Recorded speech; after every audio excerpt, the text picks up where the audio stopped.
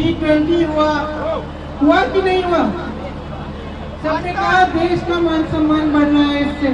हम भी देशवासी हैं, हम भी खुश होते हैं जब भी ऐसा कुछ होता है। जब आपका मान सम्मान बढ़ेगा तभी देश का मान सम्मान बढ़ेगा। 10 साल से केंद्र में भाजपा की सरकार चल रही है।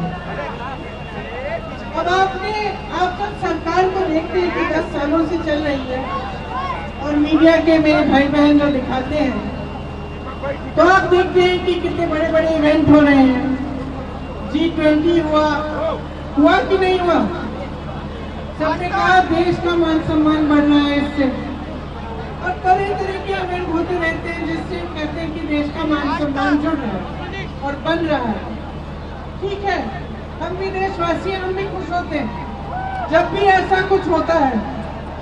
लेकिन मैं पूछना चाहती हूँ, क्या देश का मान सम्मान, यहाँ जो खड़े नौजवान बच्चे हैं, जो हमारे पुलिस वाले यहाँ तैनात हैं, जो स्टूडेंट्स हैं, इनसे नहीं जुड़ा है?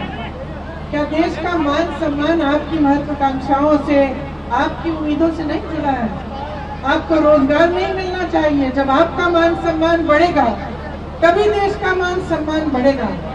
आप चाहे अग्निवीर को देखिए, इतने सारे बच्चे गांव-गांव में यूपी में वर्जिश करते हैं, तैयारी करते हैं सेना के लिए। जब एक जमाने में एक ऐसी सरकार थी जो आपकी महत्वाकांक्षाओं को, आपकी आशाओं को, आपकी उम्मीदों को आगे बढ़ाती थी, तब आपको सेना के जरिए रोजगार मिलता था। आज क्या हुआ है?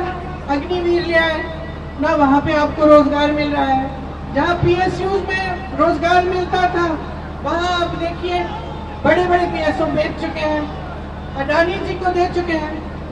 तो जो गरीब तबका है, जो आम जनता है, उसका क्या फायदा हो रहा है? गहराई में ये सवाल आप समझो और पूछो। देखो, नौजवानों के लिए रोजगार नहीं है। किसान तब भी सड़क पे बैठा था, आज भी सड़क पे बैठा है।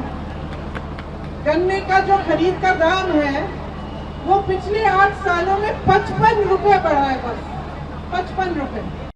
और आप बताओ, आप जब दुकान जाते हो सब्जी खरीदने, फल खरीदने, कुछ बनाना है घर पे, तो क्या होता है? आपको मिलता है? दाम कितने महंगे हो गए हैं, चाहे सरसों का तेल हो, चाहे गैस हो, चाहे सब्जी, टमाटर, आलू, कुछ भी हो। लेकिन जब आपकी बारी आती है तो आपका फायदा नहीं होता। चुनाव आने लगता है तो आपके लिए कह देते हैं लोग, एक बोरा राशन ले लो।